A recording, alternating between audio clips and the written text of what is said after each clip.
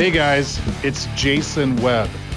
This is the show that highlights local business leaders and the movers and shakers of Minnesota. Welcome to Minnesota Made.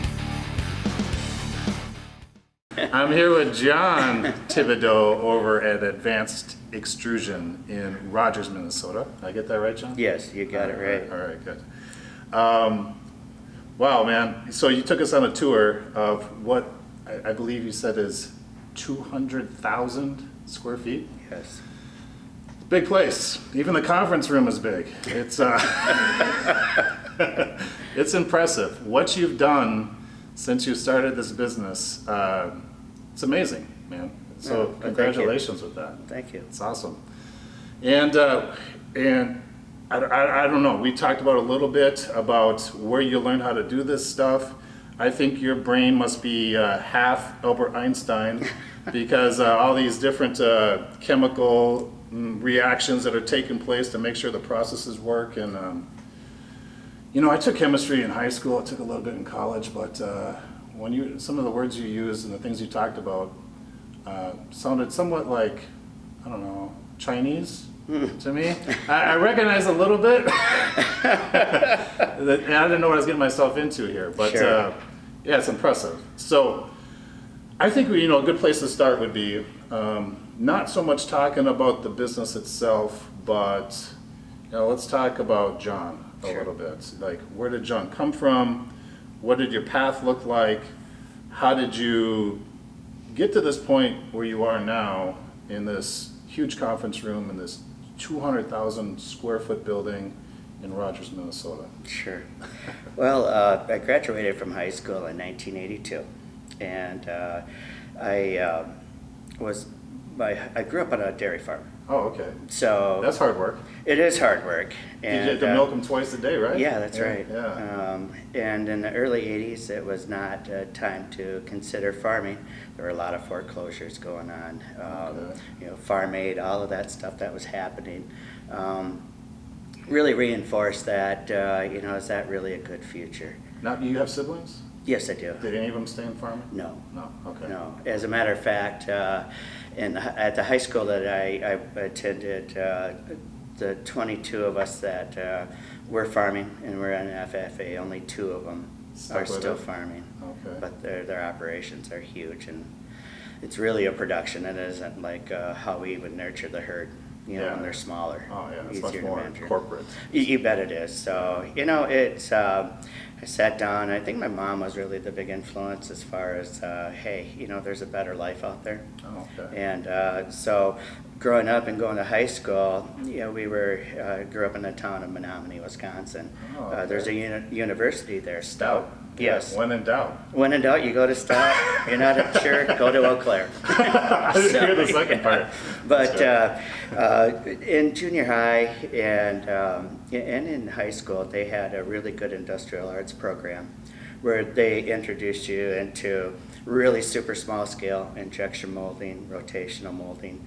And we also got to go to Stout to see some of the larger processing of plastics. So they had this stuff in your high school? Yes.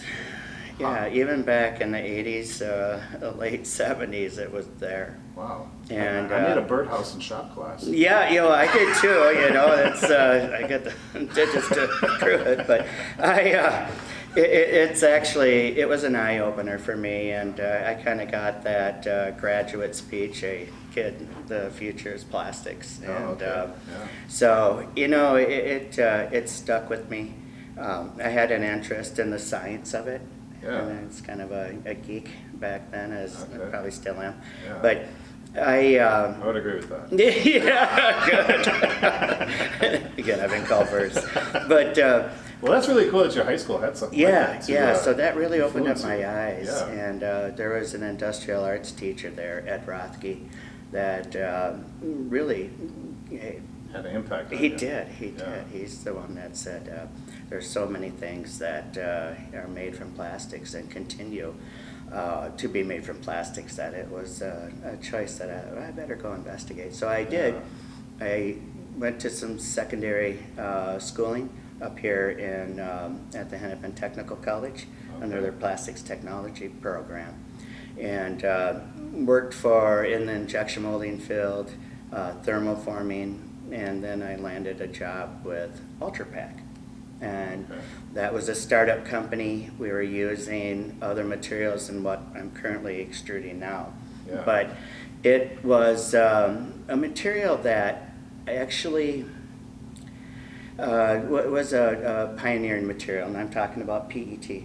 And it just had so many attributes that it was more expensive, but where our customers realized that the benefit from it with extended shelf life let them, especially bakeries, afforded them the opportunity to have extended shelf life so they keep their product on the shelf longer. Okay, so PET, bakeries loved it. Is that when I go to Quick Trip and I buy a 4-pack of donuts that are already prepackaged in the plastic? Yeah. That'd be probably the PET then? Yes, that's right. And it's recognized with the #1 recycle logo on the back.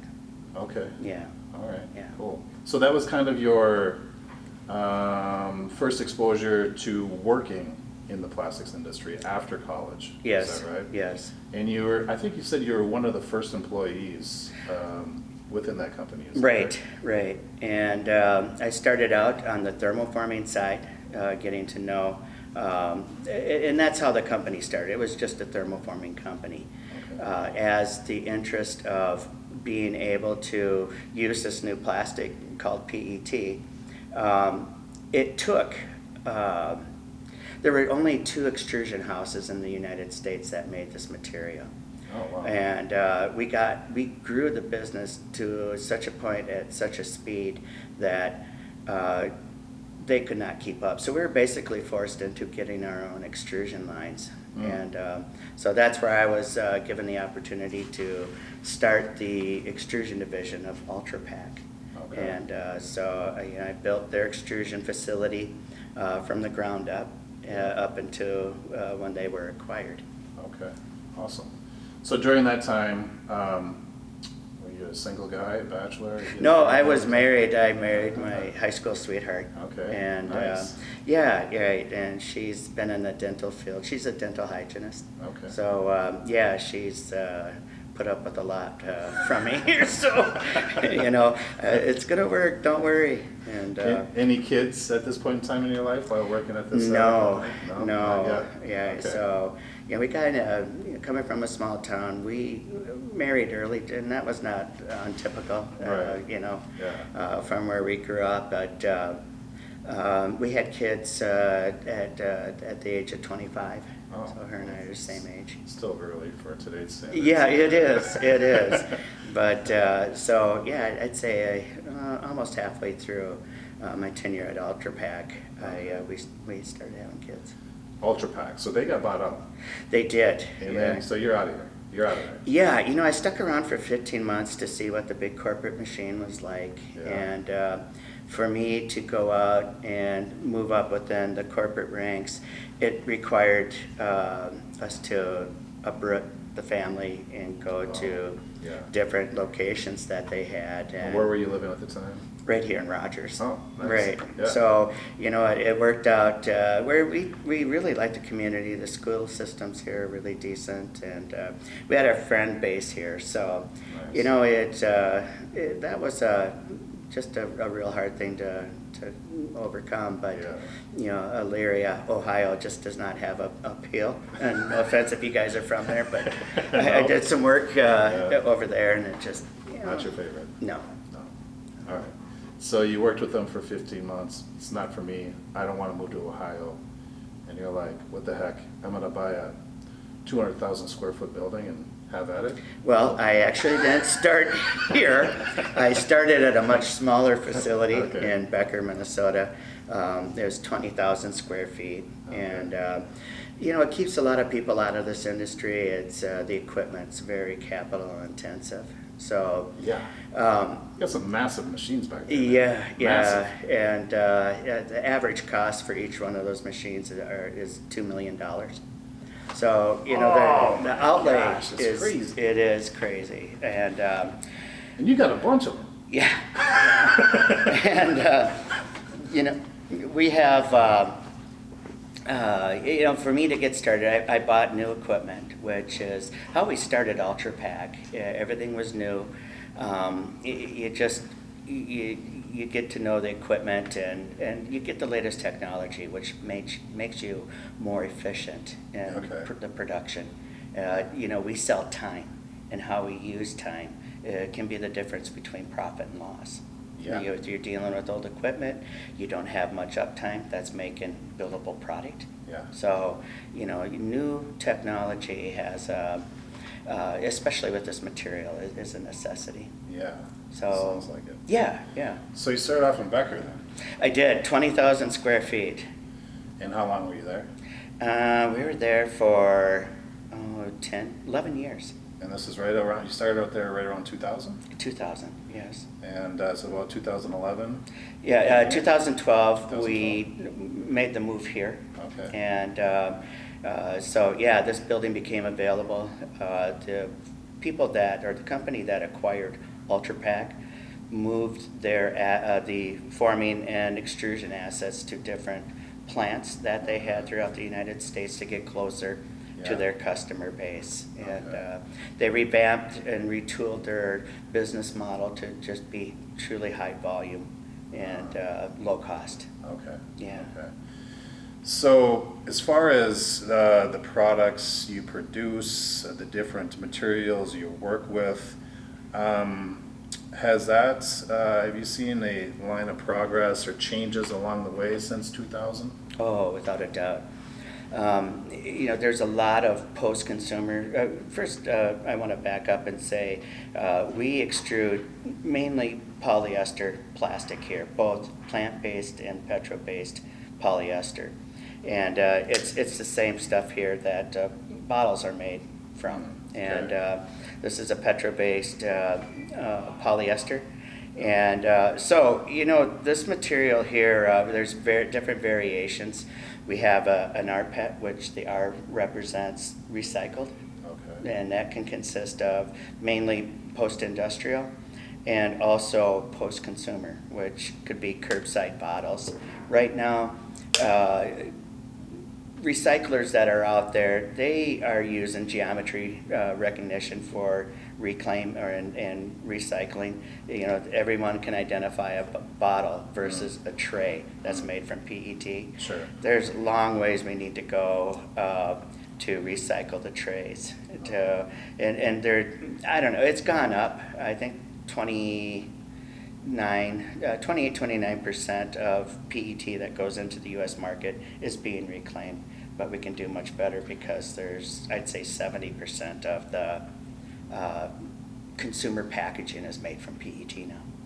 So do you think that's more of a consumer responsibility? People just aren't recycling like they should, or is it more of the whole process, the industry, the recycling industry that needs to kind of step up? It does. It's I'm not much for government intervention. Yeah. But me anything when it comes to like what happens over in Europe, their government really hosts recycling and compostability and using those types of products in their single-use packaging. And I think their government needs to provide some incentives out there for these people to recycle and take it serious.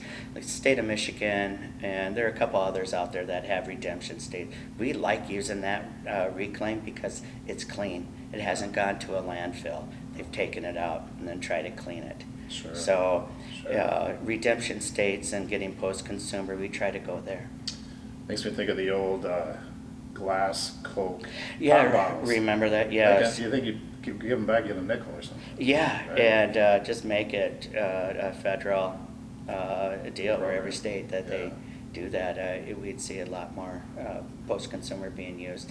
Yeah. And again, at the temperatures we process and reprocess this material at, there is, it's shown by many studies that if there's anything harmful that's taken out just due to the time and temperature that we subject the material to in the crystallization process, the drying process, and then the melting process. Yes. So it's very specific. It really is. Yeah.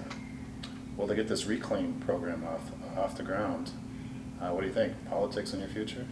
Oh, I don't know. You know,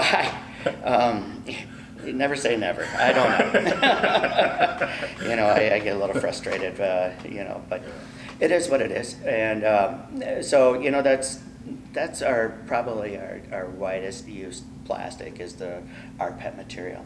We have an APET, which is amorphous material, which is used for freezer applications. A lot of our customers will put their product in an APET tray, and that has certain properties that resist impact. You know, if they use a refrigerated truck, it's frozen. You know, these trays take a beating going over the road, as you can imagine. Yeah, right. So the APET is selected there. And then we have a crystalline product, which is our CPET, which is set up for dual ovenable. You can microwave in it. You can also bake up to 400 degrees in a conventional oven.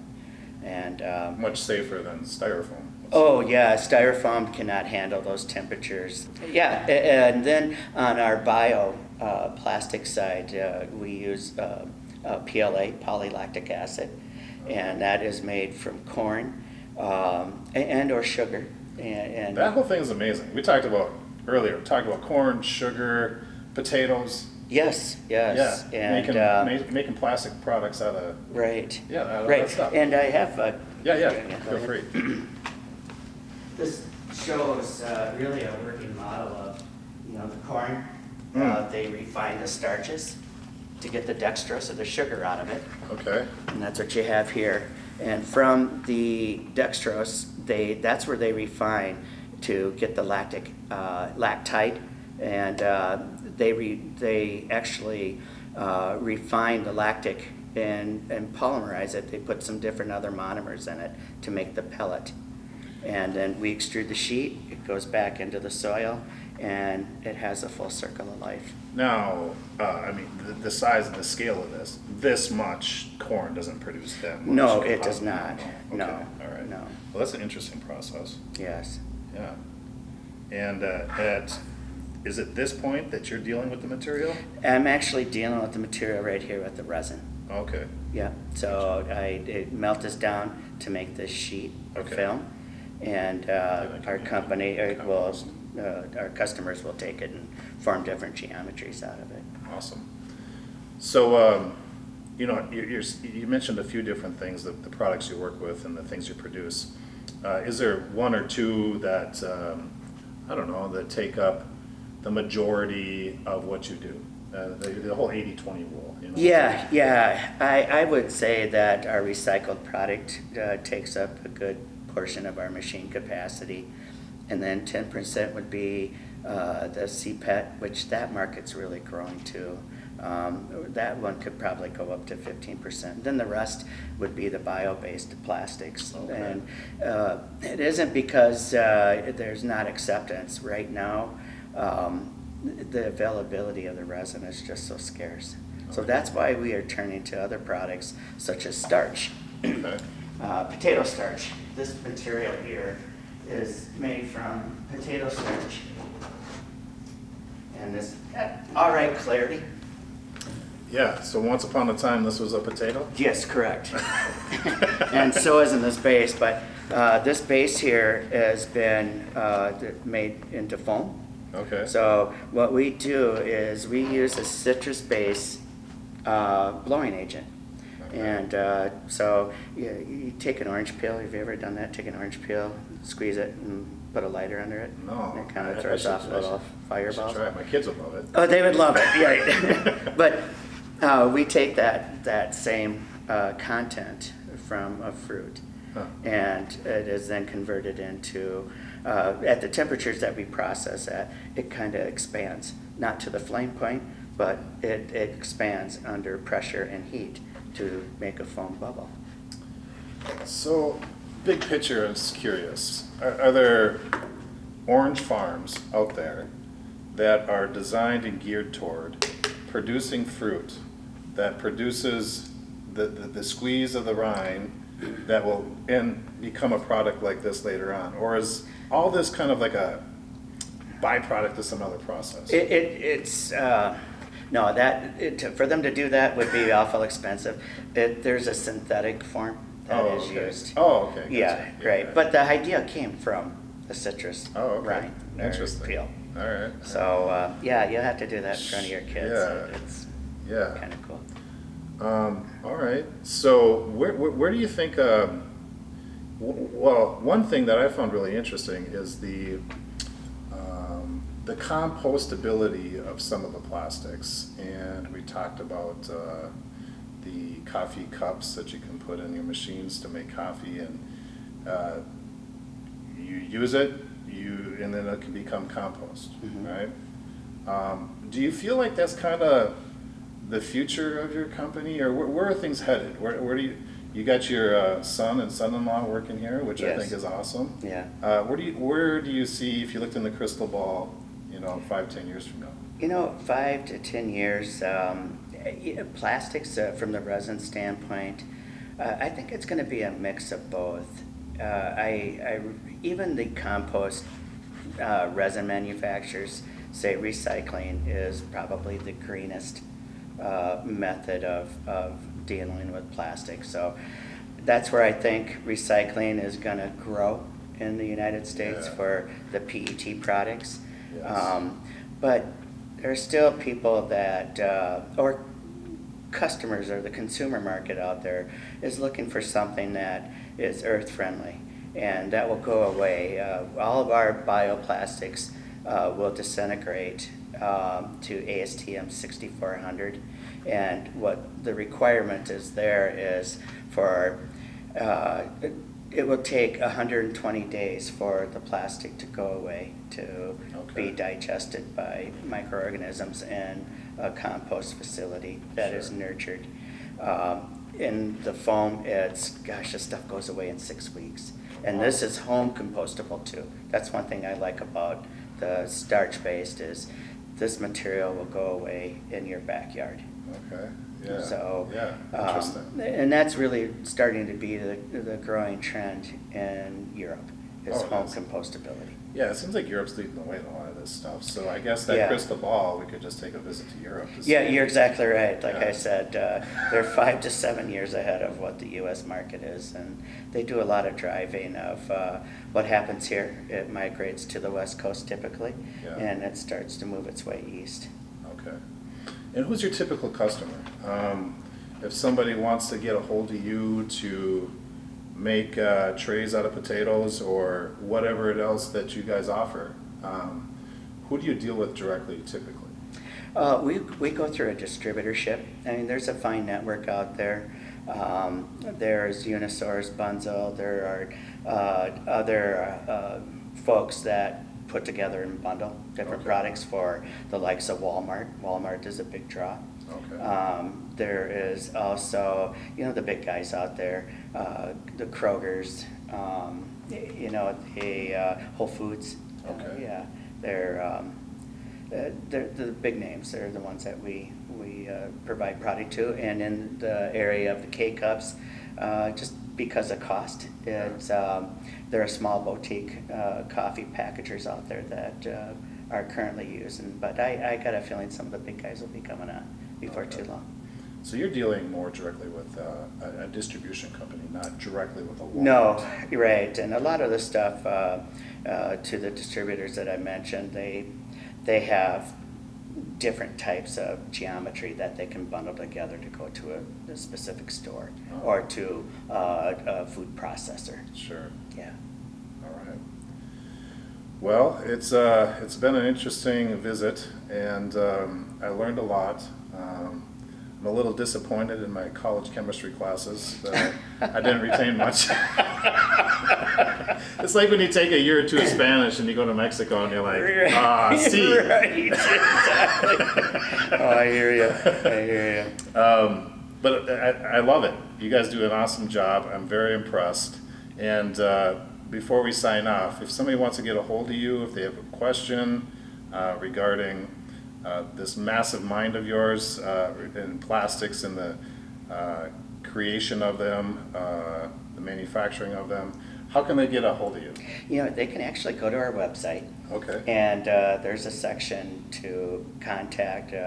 It'll go through typically sales, but you can just send a message that way. Okay. And you know, Yeah. I answer all the questions that come my way. So Awesome. Yeah. Awesome.